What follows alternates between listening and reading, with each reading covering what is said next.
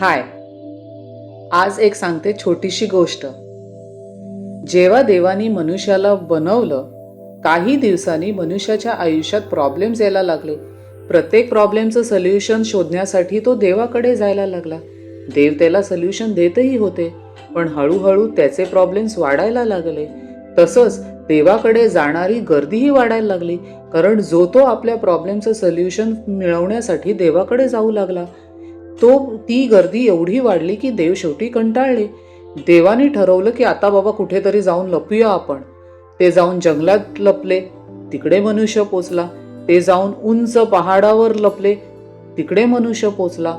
शेवटी देवाने विचार केला की अशी कोणती जागा असेल जिकडे मी लपलो तर हा मनुष्य पोचू शकणार नाही. तेव्हा देवाच्या डोक्यात आलं की या मनुष्याच्या मी आत जाऊन लपतो, कारण मनुष्य अख्ख्या जगात आपल्या प्रॉब्लेमचं सोल्युशन शोधत फिरेल, पण स्वतःच्या आत कधीच डोकावून बघणार नाही. खरं आहे मित्र, सगळ्या प्रॉब्लेमचं सोल्युशन्स तुम्हाला तुमच्या आतच सापडेल. वेळ आहे फक्त स्वतःला ओळखण्याची, स्वतःचं इंट्रोस्पेक्शन करण्याची. ज्या दिवशी तुम्हाला हे सत्य समजेल, त्या दिवशी तुम्ही प्रगतीच्या मार्गावर आपोआप चालायला सुरुवात कराल.